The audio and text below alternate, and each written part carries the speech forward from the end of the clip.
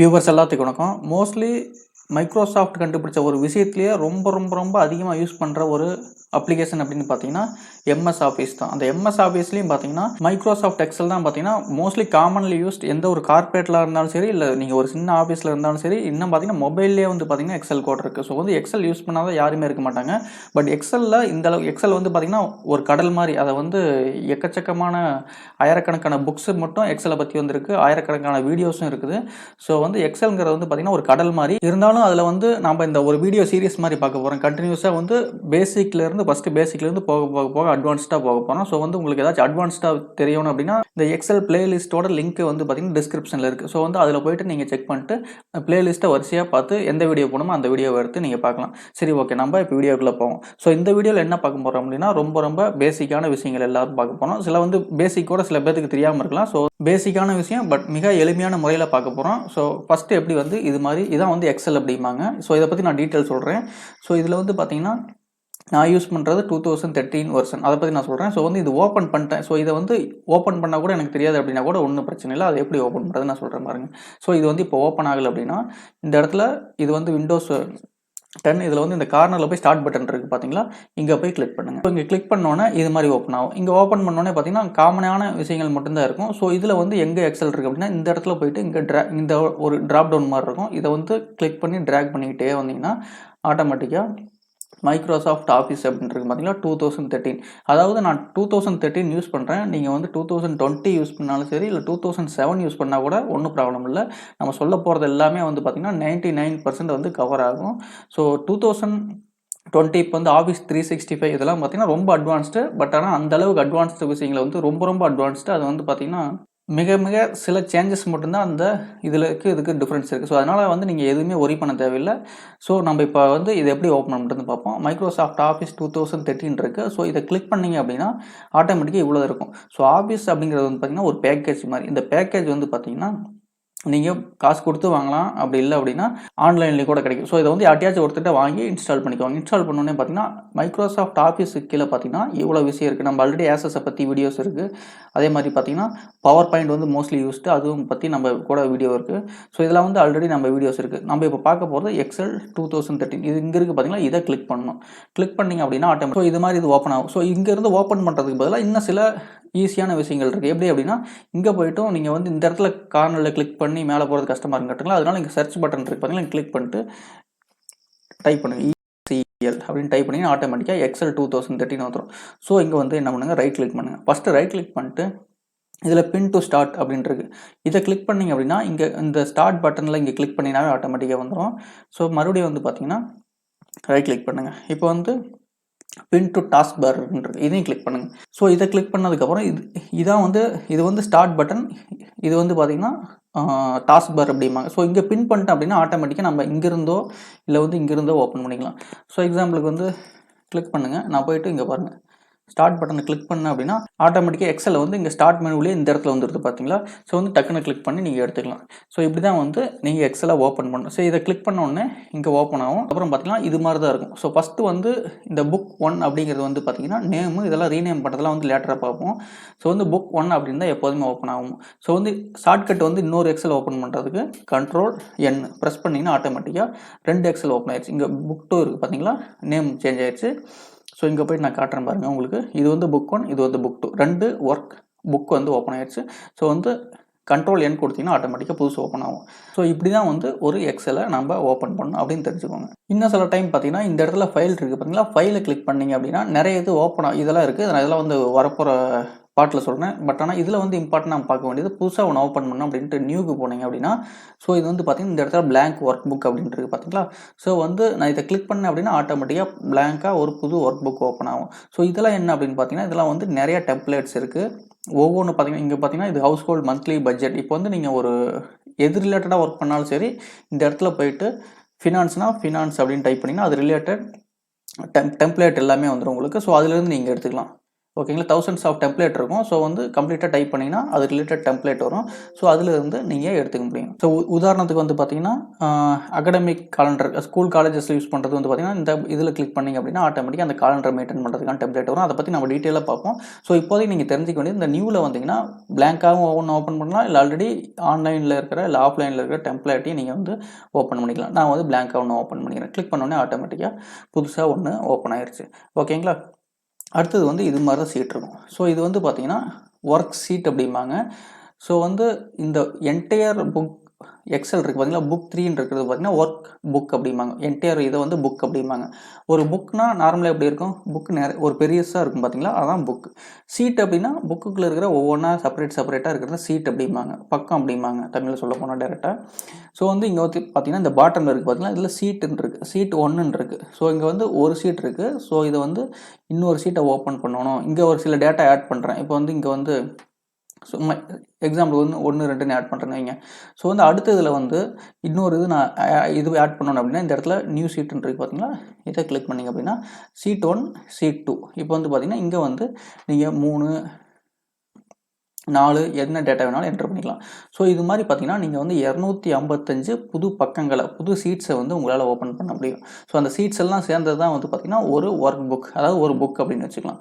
So வந்து 255 open பண்ணலாம். But லேட்டஸ்ட்டாக வந்த வெர்ஷன்லாம் பார்த்தீங்கன்னா ஆஃபீஸ் 365லாம் வந்து பார்த்தீங்கன்னா 255 அப்படிங்கிற லிமிட் கூட இல்லை, அதுக்கு மேலே ஓப்பன் பண்ணலாம். பட் அதுக்கு மேலே ஓப்பன் பண்ண கம்ப்யூட்டரோட மெமரி வந்து கம்மியாக இருந்தால் எக்ஸல் ஒர்க் புக் வந்து தடுமாற ஆரம்பிச்சிடும். ஸோ மேக்ஸிமம் வந்து பார்த்தீங்கன்னா நான் என்னோட எக்ஸ்பீரியன்ஸில் ஒரு இது மாதிரி 10 சீட்டு ஒர்க் பண்ணியாவே வந்து ஒரு அதிகமான ஒரு விஷயம் தான். ஸோ அதுவே நமக்கு போதுமானது. பட் ஆனால் அன்லிமிட்டட் ஆக்சஸையும் வந்து பார்த்திங்கன்னா லேட்டஸ்ட் வெர்ஷனில் எக்ஸலில் மைக்ரோசாஃப்ட் கொடுத்துருக்கு. சரி, ஓகே. ஸோ இது வந்து இது மாதிரி கிளிக் பண்ணால் ஆட் ஆகும் அப்படின்ட்டு நம்ம தெரிஞ்சுக்கலாம். அடுத்து வந்து இதை டெலிட் பண்ணணும்னு அப்படியே ரைட் கிளிக் பண்ணிட்டு இங்கே டெலிட் அப்படின்னு ஒரு ஆப்ஷன் இருக்குது பார்த்தீங்களா, ஆட்டோமேட்டிக்காக டெலிட் ஆயிடுச்சு. ஓகேங்களா. ஸோ வந்து இங்கேயும் போயிட்டு இன்சர்ட் பண்ணலாம். இன்சர்ட் கொடுத்தீங்கன்னா ஆட்டோமேட்டிக்காக என்னன்னு கேட்கும். ஸோ இங்கே கிளிக் பண்ணிட்டு ஒர்க் ஷீட் செலக்ட் ஆகிருக்கு, ஓகே கொடுத்தீங்கன்னா ஆட்டோமேட்டிக்காக ஓப்பன் ஆயிடுச்சு. ஸோ இதை வந்து ரீநேம் பண்ணணும் அப்படின்னா ரைட் கிளிக் பண்ணிட்டு ரீநேம் அப்படின்னு கொடுத்துட்டு உதாரணத்துக்கு வந்து ராஜ் அப்படின்னு டைப் பண்ணிக்கலாம். ஸோ இதை வந்து ரீநேம் பண்ணதை மறுபடியும் எடிட் பண்ணோம்னா ரைட் கிளிக் பண்ணாமையும் பண்ணலாம். ஸோ இங்கே வந்து நான் பண்ணி காட்டுறேன் பாருங்க. இதை வந்து டபுள் கிளிக் பண்ணிங்கனாலும் ஆட்டோமேட்டிக்காக செலக்ட் ஆகும், நீங்கள் வந்து அதில் எடிட் பண்ணிக்கலாம். ஸோ இப்படி தான் வந்து சீட்டை வந்து ரீநேம் பண்ணிக்கலாம். ஓகேங்களா. அடுத்து வந்து பார்த்திங்கன்னா இந்த இன்டர்ஃபேஸில் பார்க்குறப்பே தெரியும் கட்டங்கட்டமாக இங்கே வந்து பார்த்திங்கன்னா நிறைய கட்டங்கட்டமாக இருக்குது. ஸோ இங்கே வந்து கிளிக் பண்ணிங்க அப்படின்னா அந்த கட்டம் பெருசாக ஜூம் ஆகிட்ட பார்த்திங்கன்னா இப்போ 230 ஜூமில் இருக்குது. எதுக்காக பண்ணியிருக்கேன் அப்படின்னா கிளியராக தெரியும் அப்படிங்கிறதுக்காக பண்ணேன். ஸோ இந்த வந்து கட்டங்கட்டமாக டைல்ஸாக ஒரு வீடு இருக்குன்னா வீட்டில் டைல்ஸ் இருக்குன்னு பார்த்தீங்கன்னா அந்த டைலாக இருக்குது, அது மாதிரி வச்சுக்கோங்க. ஸோ கட்டங்கட்டமாக இருக்குது. இது வந்து ஒவ்வொரு இது இண்டிகேட் பண்ணும். ஸோ இங்கே வந்து ABCD அப்படின்னு போது பார்த்தீங்களா, இது வந்து பார்த்தீங்கன்னா காலம் அப்படிம்பாங்க. ABCDEFங்கிறது வந்து பார்த்தீங்கன்னா காலம். ஸோ இது எது வரைக்கும் போகும் அப்படின்னா கண்ட்ரோலை ப்ரெஸ் பண்ணி ரைட் ஏரோவை ப்ரெஸ் பண்ணிங்க அப்படின்னா இந்த கார்னருக்கு போயிடும். ஸோ இதில் வந்து பார்த்தீங்கன்னா XFD அப்படிங்கிறது வரைக்கும் அந்த காலம்ஸ் இருக்குது. ஸோ மறுபடியும் கண்ட்ரோலை ப்ரெஸ் பண்ணி லெஃப்ட் ஏரோவை ப்ரெஸ் பண்ணிங்க அப்படின்னா பிகினிங் எந்த ஹோம் இருக்கோ அந்த இடத்துக்கு வந்துடும். ஸோ இது வந்து பார்த்தீங்கன்னா காலம் வந்து XFD வரைக்கும் இருக்குது. ஸோ இதே வந்து பார்த்தீங்கன்னா கண்ட்ரோல் இது வந்து பார்த்தீங்கன்னா அடுத்தது வந்து இது காலம். ஓகேங்களா. ஸோ இது வந்து பார்த்தீங்கன்னா ரோஸ் அப்படிம்பாங்க. ரோஸ் வந்து பார்த்தீங்கன்னா நம்பர்ஸில் இருக்குது, 1, 2, 3 அப்படின்னு நம்பர்ஸில் இருக்கும். இது வரைக்கும் இருக்குது அப்படின்னா கண்ட்ரோல் டவுன் ஏரோவை ப்ரெஸ் பண்ணால் இந்த நம்பர் வரைக்கும் இருக்குது. ஸோ இது 1, 10, 100, 1000, 10,000, லட்சம், 10 லட்சம், ஒரு 10 லட்சத்துக்கு மேலே ரோஸ் மட்டும் 10 லட்சம் ரோஸ் இருக்குது. ஓகேங்களா. ஸோ இது வரைக்கும் நம்ம டேட்டா என்டர் பண்ண போகல, நான் உதாரணத்துக்கு நான் காட்டுறதுக்காக இங்கே பாட்டமில் வந்தேன். இப்போ கண்ட்ரோல் அப் ஏரோவை ப்ரெஸ் பண்ணிங்க அப்படின்னா ஆட்டோமேட்டிக்காக பிகினிங் ஆஃப் த சீட்டுக்கு வந்துடும். ஓகேங்களா. ஸோ இது தெரிஞ்சுக்க வேண்டியது காலம், இங்கே தெரிஞ்சுக்க வேண்டியது ரோஸ். ஸோ வந்து இந்த கட்டத்துக்கு வந்து இப்போ வந்து நான் இங்கே 1ன்னு என்டர் பண்ணியிருக்கேன் கரெக்டுங்களா. ஸோ 1ங்கிறத நீ இப்போ வந்து நான் ஒருத்தர் வந்து என்னை கொஸ்டின் கேட்குறாரு, அந்த 1 அப்படிங்கிறது எந்த இடத்துல என்டர் பண்ணியிருக்கேன் அப்படின்னா நான் என்னன்னு சொல்ல முடியும், 1ங்கிறது எங்கே என்டர் பண்ணியிருக்கேன்னு சொல்ல முடியுமா அப்படின்னா சொல்ல முடியும். ஸோ வந்து நான் இங்கே வந்து பார்த்தீங்கன்னா பிங்கிறது வந்து இங்கே கரெக்டுங்களா, B4. ஸோ இந்த பியும் 4ம் இன்டர்செக்ட் ஆகுது பார்த்தீங்களா, இந்த இடத்துல நான் என்டர் பண்ணியிருக்கேன். ஸோ இதை வந்து எங்கே பார்க்கலாம் அப்படின்னா இங்கே இருக்குது பார்த்தீங்களா, B4 அப்படின்றது பார்த்தீங்களா, இதான் வந்து அட்ரஸ் பார் அப்படிம்பாங்க. அதாவது இந்த செல்லோட அட்ரஸ் வந்து இந்த இடத்துல டிஸ்பிளே ஆகும். ஸோ வந்து நீங்கள் எங்கே 1 அப்படிங்கிற நம்பரை சில டேட்டாவை என்டர் பண்ணிடுறீங்க அப்படின்னு கேட்டால் நான் B4ல் அப்படின்ட்டு நான் சொல்ல முடியும். B4 அப்படிங்கிற இடத்துல வந்து நான் என்டர் பண்ணியிருக்கேன்னு சொல்ல முடியும். ஸோ நான் இங்கே கிளிக் பண்ணேன்னா ஆட்டோமேட்டிக்காக இந்த அட்ரஸ் பார் சேஞ்ச் ஆகிடுச்சு பார்த்தீங்கன்னா D2. ஸோ வந்து நான் என்னத்தை செலக்ட் பண்ணியிருக்கேன், D2 அட்ரஸ் செலக்ட் பண்ணியிருக்கேன். ஸோ வந்து இங்கே செலக்ட் பண்ணேன்னா E6 நான் செலக்ட் பண்ணியிருக்கேன். ஸோ இது வந்து ரொம்ப ரொம்ப முக்கியம். எந்த இடத்த செலக்ட் பண்ணியிருக்கேன் அப்படின்ட்டு நம்ம சொல்கிறதுக்கு, அதேமாதிரி ஃபார்முலாஸ் ரைட் பண்ணுறதுக்கு இது ரொம்ப ரொம்ப முக்கியம். ஸோ இதை பற்றி நம்ம ஃபார்முலாஸ் அதெல்லாம் வந்து வரப்போகிற வீடியோவில் பார்ப்போம். ஸோ வந்து இதை பற்றி தெரிஞ்சுக்கிட்டோம். அடுத்தது வந்து பார்த்திங்கன்னா கண்ட்ரோல் என் கொடுத்தோன்னா ஆல்ரெடி சொன்னேன், புது ஒர்க் புக் ஓப்பன் பண்ணிக்க ஆட்டோமேட்டிக்காக ஓப்பன் ஆகிடும். அது க்ளோஸ் பண்ணணும் அப்படின்னா இந்த கார்னரில் போய்ட்டு இங்கே இருக்குது பார்த்தீங்கன்னா இதை கிளிக் பண்ணிங்கன்னா க்ளோஸ் ஆகும். அப்படி இல்லைன்னா கண்ட்ரோல் நியூ என் ப்ரெஸ் பண்ணிட்டு புதுசு ஓப்பன் ஆகிடுச்சு பார்த்தீங்களா, கண்ட்ரோல் W ப்ரெஸ் பண்ணிங்கனாலும் ஆட்டோமேட்டிக்காக அந்த இது க்ளோஸ் ஆகிடும். ஸோ ஷார்ட்கட்ஸை நான் அப்போதைக்கப்போ நான் சொல்லிடுறேன். அடுத்து நம்ம உதாரணத்துக்கு வந்து இங்கே நிறைய டேட்டாவில் என்ட்ரு பண்ணிட்டோம்னு வைங்க. என்ட்ரு பண்ணோடனே நம்ம இதை சேவ் பண்ணு காட்டுங்களா. இது வந்து எல்லாமே புக் 1 புக் 2 புக் 3ன்னு புதுசாக ஓப்பன் பண்ணுறோம் பார்த்தீங்களா. அதெல்லாமே வந்து பார்த்திங்கன்னா கம்ப்யூட்டரோட மெமரியில் தான் இருக்குது, எந்த விதமான ஃபோல்டர்லையும் இருக்காது. ஸோ வந்து இதை சேவ் பண்ணி வைக்கணும். ஒரு இடத்துல நாளைக்கு வந்து நம்ம இதை மறுபடியும் ஓப்பன் பண்ணணும், அதுக்காக தான் நம்ம டேட்டாவை என்ட்ரு பண்ணுறோம். ஸோ அதை வந்து எப்படி சேவ் பண்ணுறது அப்படின்னா, இந்த இடத்துல போங்க, ஃபைல் இருக்குது பார்த்தீங்களா, இந்த இடத்துல போய்ட்டு சேவ் அப்படின்னு ஆப்ஷன் இருக்குது பார்த்தீங்களா, இங்கே கொடுத்தீங்க அப்படின்னா இதில் வந்து நிறைய ஆப்ஷன் கேட்கும்.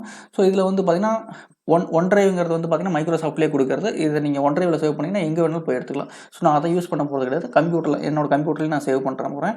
ஸோ இதில் வந்து என்ன ஏரியா வேணாலும் நான் இங்கே செலக்ட் பண்ணிக்கலாம். இங்கே வந்து வரும் கம்ப்யூட்டர் சஜஷன் வரும் பார்த்தீங்களா, அதில் வந்து நீங்கள் எங்கே வேணாலும் செலக்ட் பண்ணிக்கலாம். ஸோ நான் வந்து உதாரணத்துக்கு வந்து இங்கே வந்து என்னோட டவுன்லோட் ஃபோல்டரில் சேவ் பண்ணலாம்னு இருக்கேன். ஸோ வந்து பார்த்திங்கன்னா டீச்சிங் அப்படின்ட்டு ஒரு நேமுக்கு கொடுத்துக்கிறேன். இங்கே நேம் கொடுத்துட்டு இங்கே எக்ஸல் ஒர்க் புக் இருக்குது பார்த்தீங்களா, இங்கே வந்து இதை கிளிக் பண்ணிங்க அப்படின்னா யூஸ்வலாக வந்து நிறையா ஃபார்மேட்ஸ் இருக்குது. அந்த எந்த ஃபார்மேட்ஸில் வேணாலும் நீங்கள் சேவ் பண்ணலாம். மோஸ்ட்லி வந்து எக்ஸல் ஒர்க் புக் ஃபார்மேட்டில் சேவ் பண்ணலாம். சில டைம் வந்து மேக்ரோஸ் அதை பற்றி ஆட்டோமேஷன் பண்ணுறது, அதை பற்றி நம்ம ஆல்ரெடி வீடியோஸ் இருக்குது. இருந்தாலும் பார்த்தீங்கன்னா அதை பற்றி நான் சொல்கிறேன் ஃபியூச்சரில். ஸோ வந்து அது தேவைப்பட்டால் அதை செலக்ட் பண்ணணும். மேக்ரோஸ்லாம் வந்து பார்த்திங்கன்னா இதை எனேபிள் பண்ணால் தான் அது ஒர்க் ஆகும். ஸோ அது வந்து ரேர் கேஸில் தான் யூஸ் பண்ணுவோம். ஸோ எக்ஸல் ஒர்க் புக்காக தான் நம்ம மோஸ்ட்லி சேவ் பண்ணுவோம். மற்ற ஃபார்மேட் வேணாலும் நீங்கள் அதில் செக் பண்ணிக்கலாம்.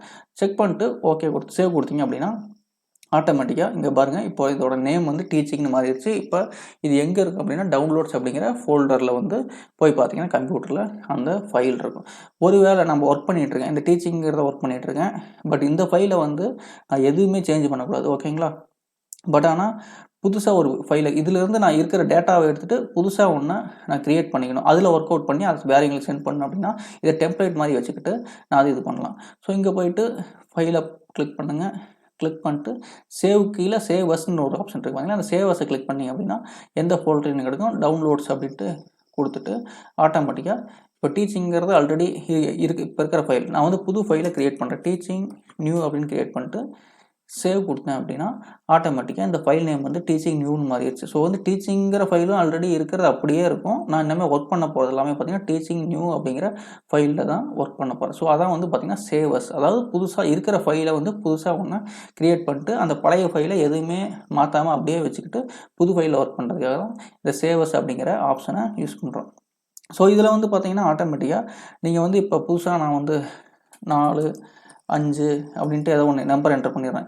ஸோ வந்து இங்கே கிளிக் பண்ணால் க்ளோஸ் பண்ண சொன்னால் ஆட்டோமேட்டிக்காக சேஞ்ச் பண்ண சேவ் பண்ணுமா அப்படின்னு கேட்கும். சேவ் கொடுத்தீங்கன்னா ஆட்டோமேட்டிக்காக சேவ் ஆயிடும். இன்னொரு ஆப்ஷன் வந்து இப்போ நான் வந்து மறுபடியும் ஏதோ வேர்ட்ஸை டைப் பண்ணுறேன். நீங்கள் டைப் பண்ணிட்டு இங்கே வந்து கண்ட்ரோல் எஸ் கொடுத்தாலும் பார்த்தீங்கன்னா கண்ட்ரோல் எஸ்ங்கிற ஷார்ட்கட் ஆட்டோமேட்டிக்காக டேட்டா சேவ் ஆகிடும். ஸோ இப்போ வந்து நான் வந்து ஒர்க் பண்ணிகிட்ருக்கேன், இங்கே வந்து ஏதோ ஒன்று டைப் பண்ணிகிட்ருக்கேன், திடீர்னு வந்து நிறைய டைப் பண்ணி வச்சுருக்கேன், திடீர்னு கரண்ட் போயிடுச்சுன்னு வைங்க, ஆட்டோமேட்டிக்காக சிஸ்டம் வந்து கிராஷ் ஆயிடுச்சு அப்படின்னா நான் சேவ் பண்ணாமல் போகிறேன், இல்லைனா எக்ஸில் வந்து டேட்டா அதிகமாக தான் கிராஷ் ஆகிடும். அது மாதிரி டைமில் வந்து எல்லா டேட்டாவும் சேவ் பண்ணாத டேட்டா எல்லாமே காணாமல் போயிடும். ஸோ அதுக்கு வந்து நீங்கள் வந்து அதிகமான டேட்டாவில் ஒர்க் பண்ணுறீங்க அப்படிங்கிற பட்சத்தில் எப்போதுமே கண்ட்ரோல் எஸ் ஷார்ட்கட் வந்து நம்ம அப்படி சொல்கிறேன் கண்ட்ரோல் எஸ் கொடுத்தீங்கன்னா ஆட்டோமேட்டிக்காக ஃபைல் சேவ் ஆகிட்டே இருக்கும். ஸோ இங்கே வந்து இப்போ புதுசாக என்ட்ரு ஆனது எல்லாமே சேவ் ஆயிடுச்சு. இப்போ போய் நான் கிளிக் பண்ணேன்னா டக்குன்னு அப்படியே க்ளோஸ் ஆயிடும். ஏன்னா வந்து அந்த டேட்டா வந்து ஆல்ரெடி இருக்கிறது. ஸோ வந்து ஆல்ரெடி சேவ் பண்ணிட்டோம், அதனால் வந்து ஆட்டோமேட்டிக்காக சேவ் பண்ணுமா அப்படிங்கிற ஆப்ஷன் காட்டாமையே க்ளோஸ் ஆயிடுச்சு. ஸோ மறுபடியும் போய் பார்த்தோம்னா அது வந்து அந்த ஃபைல் இந்த இடத்துல இருக்கும். ஸோ அதை ஓப்பன் பண்ணி நம்ம மறுபடியும் ஒர்க் பண்ண ஆரம்பிச்சிடலாம். இப்போ வந்து பார்த்தீங்கன்னா இந்த எக்ஸலில் ஒர்க் பண்ணிகிட்டு இருக்கிறீங்க. ஒர்க் பண்ணுறப்ப கண்ட்ரோல் என் கொடுத்துன்னு வைங்க, புதுசாக ஒரு ஒர்க் ஷீட் தான் ஓப்பன் ஆகும். அதை ஆல்ரெடி நான் ஓப்பன் பண்ணி காட்டணும். ஸோ வந்து புதுசாக ஆல்ரெடி இருக்கிற ஒர்க் புக், அதாவது நான் இதை சேவ் இப்போ வந்து கொஞ்ச நாளைக்கு முன்னாடி ஒரு ஒர்க் புக்கில் நான் ஒர்க் பண்ணேன், அதை வந்து சேவ் பண்ணி வச்சுருக்கேன். அதை வந்து எப்படி ஓப்பன் பண்ணணும்னா அந்த ஃபோல்டருக்கு போய் ஓப்பன் பண்ணலாம். அது வந்து இன்னொரு ஆப்ஷன் இங்கே இருக்குது பார்த்தீங்கன்னா ஃபைலில் போய்ட்டு ஓப்பன் அப்படிங்கிற ஆப்ஷன் இருக்குது பார்த்தீங்களா. ஸோ இங்கே போனீங்கன்னா ரீசெண்டாக என்னென்ன ஒர்க் புக்கெலாம் நான் வந்து யூஸ் பண்ணணும் அந்த ஒர்க் புக் எல்லா கம்ப்ளீட் டீட்டெயில் வந்துடும். ஸோ அதை வந்து கிளிக் பண்ணிங்க ஆட்டோமேட்டிக்காக பாருங்கள் இப்போ டீச்சிங் அப்படிங்கிறது நம்ம க்ளோஸ் பண்ணியிருந்தோம் பார்த்தீங்களா, அதை நம்ம ஓப்பன் பண்ணியாச்சு. அதுக்கு வந்து ஷார்ட்கட் பார்த்தீங்கன்னா கண்ட்ரோல் ஓவை ப்ரெஸ் பண்ணிங்கனாலும் ஆட்டோமேட்டிக்காக அந்த இடத்துக்கு போயிடும். ஸோ அங்கேருந்து உங்களுக்கு தேவையானதை வந்து ஓப்பன் பண்ணிக்கலாம். கண்ட்ரோல் ஓ ப்ரெஸ் பண்ணிங்கனாலும் அந்த இடத்துக்கு போய் ஓப்பனுக்கு, இல்லை அப்படின்னாலும் நீங்கள் போயிட்டு அந்த எந்த இடத்துல போயிட்டு இருக்கோ அதை வந்து ஓப்பன் பண்ணிக்கலாம். அதே மாதிரி இன்னொன்று நான் சொல்ல விரும்புகிறேன்.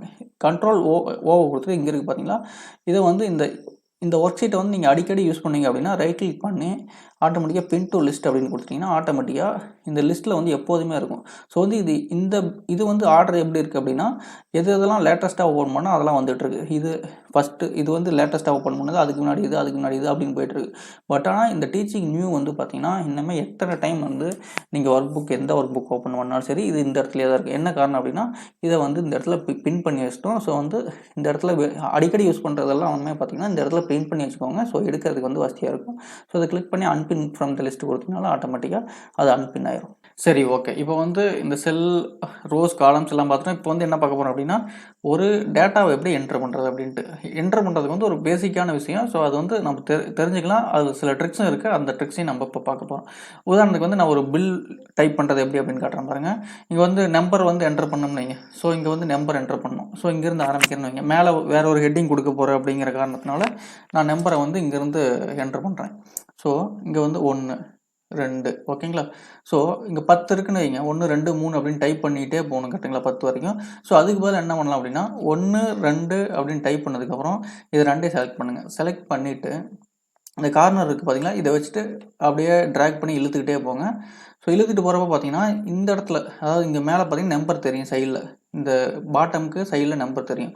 ஸோ இங்கே வந்து 10 வரைக்கும் வந்தோடனே விட்டுட்டிங்க அப்படின்னா ஆட்டோமேட்டிக்காக ஃபில் ஆயிடும். ஸோ வந்து இது எக்ஸலோட ஒரு அட்வான்டேஜ் என்ன அப்படின்னா, 10 வரைக்கும் நீங்கள் வந்து 1, 2 மட்டும் என்டர் பண்ணிட்டு நீங்கள் எவ்வளோ 1 லட்சம் 1 கோடி வரைக்கும் கூட இடம் இருந்தால் நீங்கள் வந்து ட்ராக் பண்ணாவே ஆட்டோமேட்டிக்காக அது ஃபில்லப் பண்ணிக்கும். ஸோ இப்படி தான் வந்து இது பண்ணும். ஸோ அடுத்து வந்து பார்த்தீங்கன்னா இங்கே வந்து மந்த் இருக்குன்னு வைங்க. அதுவும் பார்த்தீங்கன்னா ஜான்னு என்டர் பண்ணலாம், ஜான்வரின்னு என்டர் பண்ணலாம். எப்படி என்டர் பண்ணாலும் எக்ஸல் வந்து இது மந்த் என்டர் பண்ணுறாங்க அப்படின்ட்டு கன்சிடர் பண்ணிக்கும். ஸோ இதுக்கு மேலே டேட் இருக்குது, அதே மாதிரி டே இருக்குது, மண்டே, டியூஸ்டே அப்படின்னு எது வேணாலும் நீங்கள் என்டர் பண்ணலாம் அது மாதிரி. ஸோ இங்கே வந்து ஜான்வரி, பிப்ரவரின்னு என்டர் பண்ணிட்டீங்க அப்படின்னாவே இதுக்கு தெரிஞ்சு போயிடும் எக்ஸலுக்கு. ஸோ இது வந்து மந்த்தை தான் என்டர் பண்ணுறான் அப்படின்ட்டு. ஸோ இதே மாதிரி இங்கே கீழே வந்து இப்படி வந்து இழுத்தேன், ட்ராக் பண்ண கட்டலாம். ஸோ சைட்லேயும் வந்து வேணுமா இழுக்கலாம். ஸோ இங்கே வந்து பாருங்கள், ட்ராக் பண்ணிட்டேன். ஸோ வந்து இங்கே பாருங்கள், ஜான்வரி, பிப்ரவரி, மார்ச், ஏப்ரல், மே அப்படின்ட்டு ஆட்டோமேட்டிக்காக ஃபில் ஆயிடுச்சு. ஓகேங்களா. ஸோ வந்து இங்கே வந்து நான் பில் என்டர் பண்ணுறேன்னு வைங்க.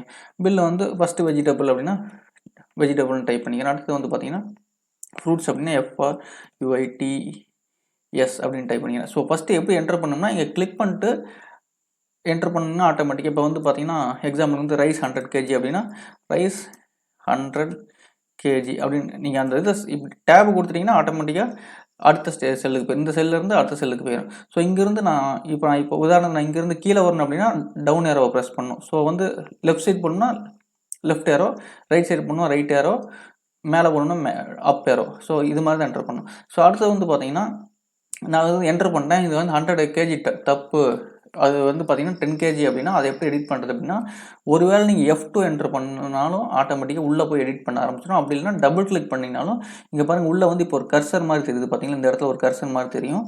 ஸோ வந்து பார்த்தீங்கன்னா அந்த இடத்துல அந்த கர்சர் இருக்குது. ஸோ இப்போ வந்து நான் மூவ் பண்ணேன் அப்படின்னா இது உள்ளே தான் மூவ் ஆகும். இந்த உள்ள அந்த பர்டிகுலர் செல், இந்த B4 செல்லுக்குள்ளேயே தான் வந்து அந்த இது மூவ் ஆகும். ஸோ எந்த இடத்துல போய் எடிட் பண்ணுமோ அந்த இடத்துல எடிட் பண்ணலாம். ஸோ வந்து ஒரு 0 தூக்கும். ஸோ இந்த இடத்துல வந்துட்டு பேக் ஸ்பேஸ் கொடுத்தோன்னா ஆட்டோமேட்டிக்காக அது எடிட் ஆகிடும். கொடுத்துட்டு டேப் கொடுத்தோன்னா ஆட்டோமேட்டிக்காக அடுத்த இதுக்கு போயிடும். ஸோ இப்படி தான் வந்து நம்ம என்டர் பண்ணணும். எடிட் பண்ணாலும் எடிட் பண்ணணும், டபுள் கிளிக் பண்ணலாம், அப்படின்னா F2 ப்ரெஸ் பண்ணியும் கிளிக் பண்ணலாம். ஸோ வந்து இந்த வீடியோ உங்களுக்கு வந்து ரொம்ப யூஸ்ஃபுல்லாக இருக்கும்னு நினைக்கிறேன். ஸோ வந்து இன்னும் வரப்போகிற வீடியோவில் இன்னும் அட்வான்ஸ்டாக எப்படி இன்னும் நிறைய விஷயங்களை சொல்ல போனால் பார்க்க போகிறோம். ஸோ வீடியோ பார்த்துக்கு நன்றி. மற்ற வீடியோ வந்து டிஸ்கிரிப்ஷனில் இருக்குது, பார்த்து தெரிஞ்சுக்கோங்க. வீடியோ பார்த்து நன்றி, வணக்கம்.